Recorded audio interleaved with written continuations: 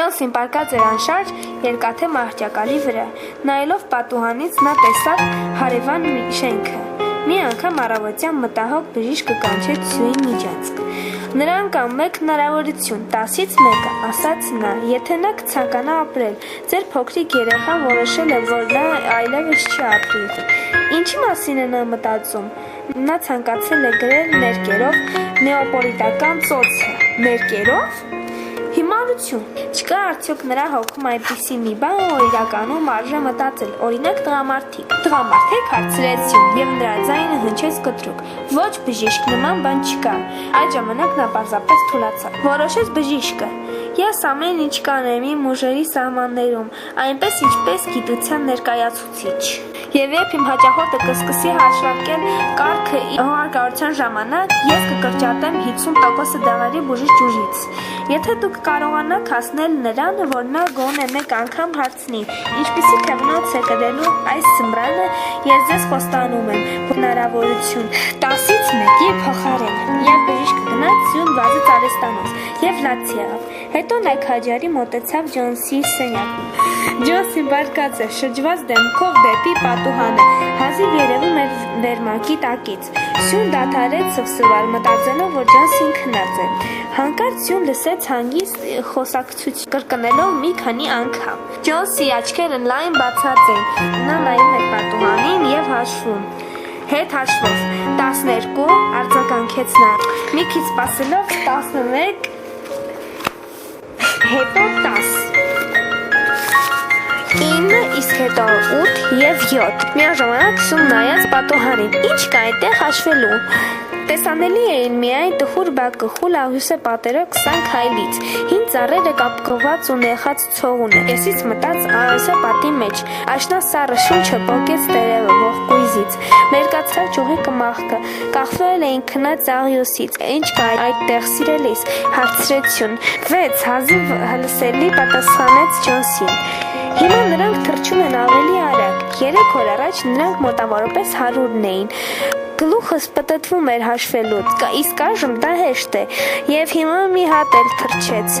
Հիմա մնաց միայն 5-ը։ Ինչ 5-ը, սիրելիս, ասա քո սիրելի Սյուին։ Ծառի տերևները, երբ կընկնի վերջին տերևը, ես կմահանամ։ Ես դա գիտեմ արդեն 3 օր։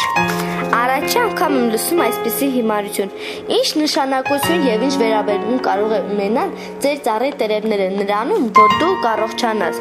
Իսկ դու այդքան շատ ես սիրում այդ ծառը, զզվելի աղջիկ։ Մի եղիր հիմար։ Այո, չէ՞ որ այսօր բժիշկը ասաց, որ դու շուտով կառողջանաս։ Դու ինչպես նա ասաց քեզ։ Կա 10 հնարավորություն, հակառակ 1-ի։ Ահա եւս մեկը թռչեց։ Նշանակում է մնաց 4-ը։ Ես ուզում եմ տեսնել ինչպես է ընկնում տերևը։ Այն ժամանակ ես կմահանամ։ Ջոնսի սիրելիս ասաց Սյուն, թեքված նրա վրա։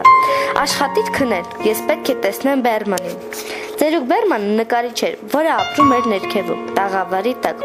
Նա արդեն 60 անց էր, արվեստում Բերմանը անհաջողակ էր։ Նա միշտ ուզում էր նկարել հրաշալի մի նկար, այդպես էլ սկսեց։ Արդեն մի քանի տարի նա ոչինչ չսկսեց, բացի գովազներից ու ուրիշ փոքր բաներից, մի կտոր հացի համար։ Իսկ մնացածում նա գազան ծերուկ էր, որը ծաղրում էր ամեն ինչը եւ նայում էր իրեն ինչպես պահապան Շանը, որը հատուկ ցուցադրում էր ինչպես պահապան 2 երիտասարդ նկարչուհիների։ Սյուն պատմեց ծերուկին Ջոնսի պատկերացումները եւ իր վախը նրա համար, ինչպես թեթև եւ տխուր, ինչպես տերևը չթռչեց իրենցից։ Եվ երբ կթուլանա ոչ ամուր կապը աշխարից։ Ծերուկ Բերմանը, որի կարմիր աչքերը շատ տեսանելի արցունկոտեցին, բղավելով ծիծաղեց։ Հնարավոր է այդպիսի հիմարություն մահանալ նրանից, որ տերևները թափվում են, անիծված ծառից։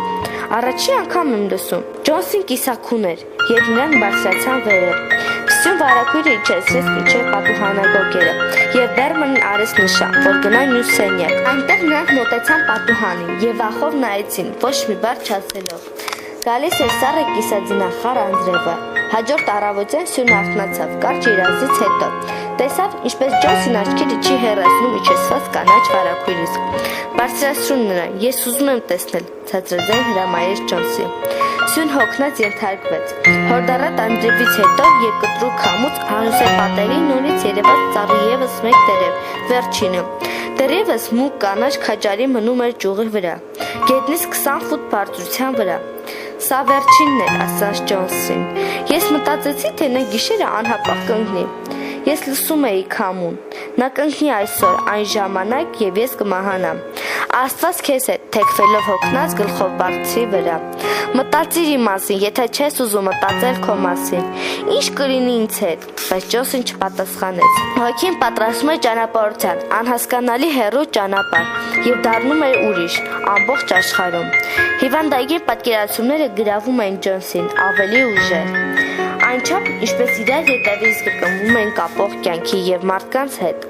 Բացվեցավ հյուսիսային քամին, եւ անձրևը առանց հանգստի թակում էր պատուհանները։ Բացվեց դաժան առավոտը։ Սյուն հրամայեց բարձրացնել վարագույրը։ Տերևը դեռ տեղում էր։ Ջոնսին երկար պառկել էր եւ ուշադիր նայում էր նրա։ Հետո կանչեց Սյուն, որն էլ հավի բուլյոն էր տակացնում իրեն համար։ Ես չարաճճի աղջիկ էի, ասաց Ջոնսին։ Երևի այս վերջին տերևը մնաց ճյուղի վրա, որ ցույց տա ինձ, թե ես որքան վատն եմ։ Մեղք է ցանկանալ քո մահը։ Հիմա դու ինձ կարող ես տալ բուլյոն, հետո կար։ Ժամեր անց նա ասաց Սյուն. Կարծում եմ երբևէ կկարողանամ գրել ներկերով նեապոլիտական ծոցը։ Այդ օրը եկա բժիշկը, եւ Սյուն ինչ-որ պատրվակով նրան հետևից գնաց նախասրահ։ Հնարավորությունները հավասար են, ասաց բժիշկը եւ բռնեց Սյունի նիհար եւ դողացող ձեռքը։ Լավ վերաբերմունքի դեպքում դու կհաղթարեք հիվանդությունը։ Իսկ հիմա ես պետք է այցելեմ մի ուրիշ հիվանդի ներքևում։ Նրա ազգանունը Բերման է։ Ինչքան գիտեմ, նա նկարիչ է։ Նա ունի թոյքերի բորբոքում։ Նա արդեն պապիկ է եւ շատ թույլ։ Նրա հիվանդության ձևը ծանր է։ Ոչ մի հույս չկա, բայց այսօր նրան կուղարկեն հիվանդանոց։ Այնտեղ նրան հանգիստ կլինի։ Նա վտանգի մեջ չէ, դուք հաղթեցիք։ Հիմա սնունդ եւ վերաբերմունք, ուրիշ ոչինչ պետք չէ։ Այդ նույն երեկո Սյուն մոտեցավ անկողնում, որտեղ պառկած էր Ջոնսին։ Ես ուզում եմ քեզ մի բան ասել։ Պարոն Բերմանը այսօր հիվանդանոցում մահացավ, թոքաբորբից։ Նա հիվանդացավ ընդամենը 2 օր։ Առաջին օրվա առավոտյան դռնապահը գտա գունազրկված ծերուկին իր սենյակում հատակի վրա։